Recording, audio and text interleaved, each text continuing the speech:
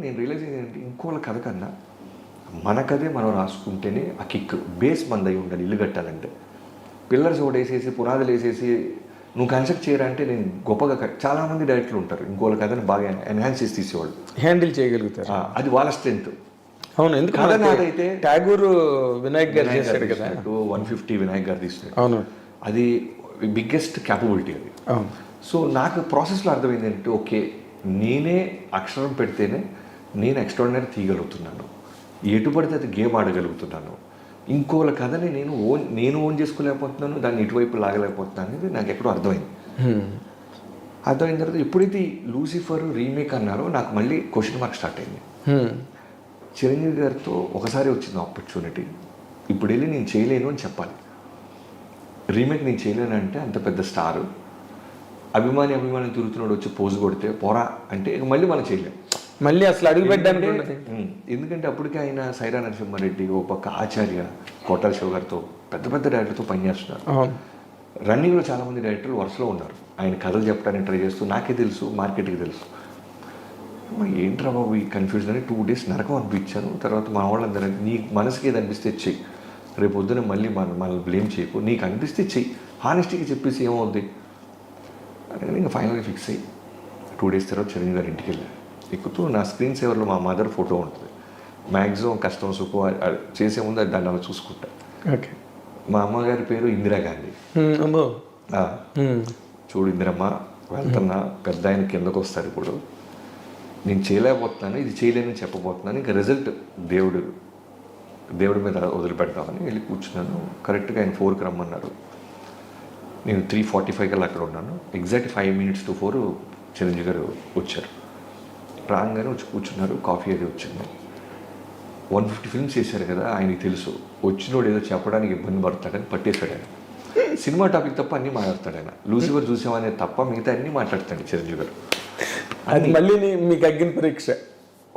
ఒక 7 minutes 10 minutes అటు ఇటు నడిచిన తర్వాత, సార్ అది లూసిఫర్ చూసాను సార్. చూసావా, ఏంటి బాగుందా, ఏంటమ్మా సార్, మంచి సినిమా సార్, కాకపోతే నాకెక్కడో మంచి సినిమానే మేము చేస్తున్నాం, నిన్ను మంచి చేయడం చెప్పమన్నట్టు, నీకు ఓన్ అయిందా ఓన్ అవ్వలేదా, direct straight to the point రా అన్నారు.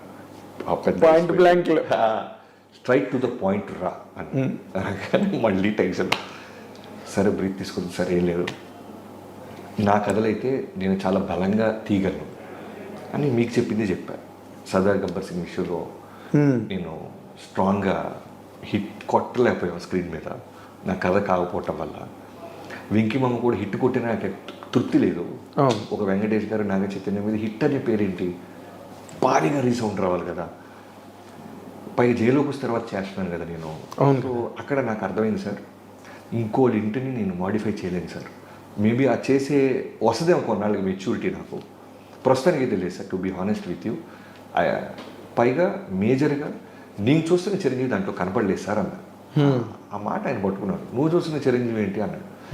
ఇలా సార్ చిన్నప్పటి నుంచి చిరంజీవి అంటే బీటీ, గరనమూడు, గ్యాంగ్ లీడర్, ఒక స్వాగ్, ఒక ఎంటర్టైన్మెంట్, గోల, సరే వదిలేసి దాని గురించి డిస్కషన్ ఉంటుంది. దానికి చాలామంది ఉన్నారు.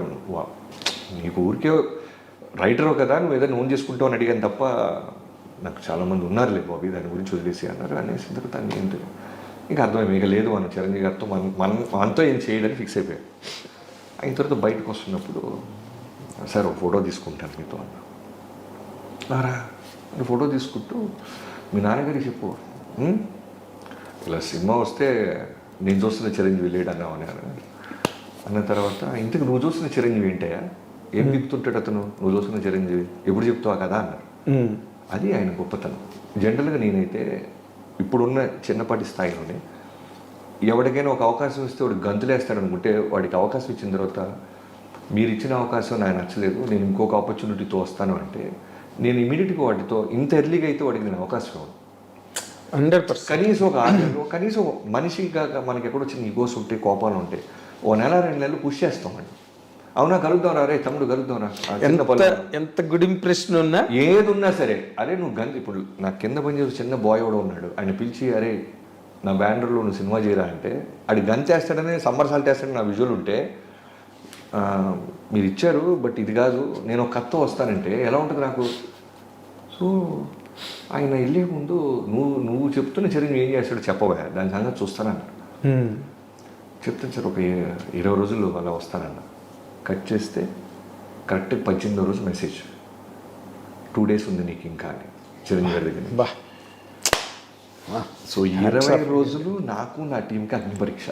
ఎందుకంటే అది నేను హ్యాండిల్ చేయలేకపోతున్నా అని చెప్పొచ్చా. నా చిరంజీవి అది కాదని ఇది కాదని తొడగొట్టు వచ్చావు. నీ చిరంజీవి ఎవరైనా ఆయన అడిగారు 20 రోజుల్లో వస్తాడు మా చిరంజీవి అని. ఇప్పుడు ఖచ్చితంగా మామూలుగానే చూసే చిరంజీవి గారు భూతత్వంతో చూస్తాడుగా 100%. అంటే లూసిఫర్ లాంటి సినిమా బాగుంటుందని మేము కొంటే నువ్వేంటారు బిల్డప్ ఇస్తావు అనే దాంతో భూతత్వం చూసి మనం దొరికేస్తాం. అవును. ఫైనల్గా 20 days తర్వాత వెళ్ళి ఏదైతే ఇప్పుడు మీరు చూసారో ఆ ఇంట్రడక్షన్ ఉండేది. ఓ సముద్రపు దొంగ ఒక ఓడెళ్తుంటే అలా తాళ్ళేసి రోప్ ఎక్కి అలా ఒక బ్యాచ్. ఫస్ట్ నేను చెప్పిన విజువల్ ఏంటంటే సముద్రం మీద ఒక ఓడెళ్తుంది, కోస్టల్ గార్డ్స్ని లాక్ చేసి తీసుకెళ్తున్నారు, సరుకు ఏదో ఉంది, వెళ్తుంటే చిన్న పడవలు వచ్చి రోప్స్ అలా పడి బ్యాక్ షాట్ పెడితే తడుచుకుంటూ అలా ఎక్కుతున్నాడు. ఇతనితో పాటు ఒక 7 సుబ్బరాజు, ఒక బ్రహ్మాజీ ఇలాంటి ఒక బ్యాచ్ ఎక్కి దూకారు. ఆ ప్లాట్ఫామ్ డెక్ మీదకి ఒక ఫైట్. ఇలా చెప్తున్నప్పుడు ఆయన మెల్లగా కళ్ళు అలా చూస్తూ ఎక్కడో నచ్చింది అనేది అర్థమవుతుంది ఆయనకి. లుంగి గింగి గట్టి చిన్న పిండి అలా వాళ్ళ ముందే మడతేసుకుంటూ చేతిలో నోట్లోంచి ఒక కత్తి తీసి చిన్న మూమెంట్తో డ్యాన్స్ వేసుకుంటూ ఫైట్ చేస్తాడు. ఇలా చెప్పుకుంటూ ఫస్ట్ హాఫ్లో ఒక 15 సీన్లు, సెకండ్ హాఫ్లో 10 సీన్లు చెప్పారు. అడ్జస్ట్ చేసి పోగేసి ఒక 50 నిమిషాలు చెప్పగలిగి మధ్యలో ఒక అరగంట తర్వాత నేను చేసిన తప్పు ఏంటంటే నువ్వు ఏ టైం కంఫర్ట్ అంటే 3 o'clock అన్నా. ఆయన నాకు మర్యాద ఇస్తూ 3కి ఓకే అన్నారు. జనరల్గా ఆ టైంలో ఎవరైనా భోజనం చేసి చిన్న న్యాప్ టైంలో గొల్లెం వేసుకున్నాను నేను. ఆయన వింటూ మెల్లగా పెద్ద గుడ్లు అలా చిన్న మోదపడతలే. నాకేంటంటే ఇప్పుడు నేను బయటకు వచ్చి నేను అద్భుతమైన కథ చెప్పాను, కానీ ఆయన పడుకోవటం వల్ల కథ ఎక్కలేదంటే ఎవడో నమ్మడం.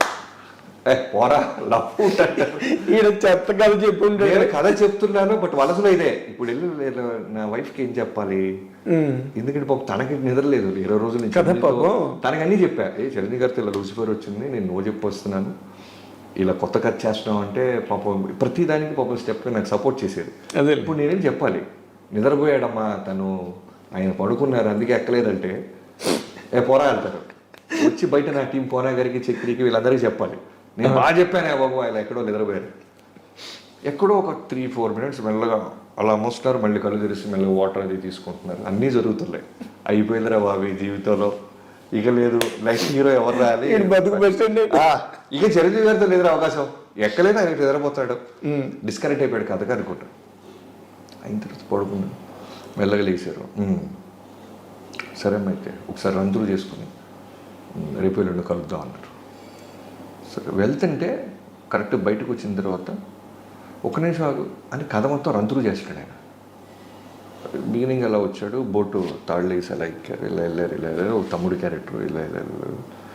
నేను ఎక్కడైతే కళ్ళు మూసుకున్నారన్నానో ఆ కళ్ళు మూసుకున్న సీన్స్ కూడా చెప్తున్నాడు ఆయన. మొత్తం చెప్తున్నాడు ఆయన. ఇప్పుడు నేను బయటికి వెళ్ళి ఆయన నిద్రపోయాడని చెప్పలేను, వినేసాడు కథ మొత్తం ఆయన. మొత్తం నీకు అవకాశం కూడా పోయి మొత్తం అయిన తర్వాత ఓకే సరే అయితే రేపు ఉండవు ఆ క్యారెక్టర్, అది నువ్వు అన్న చిరంజీవి క్యారెక్టర్ బాగుంది, మిగతా కథ మాత్రం సోల్ లేదు ఈ సినిమాకి, to be honest with you Bobby అన్నారు.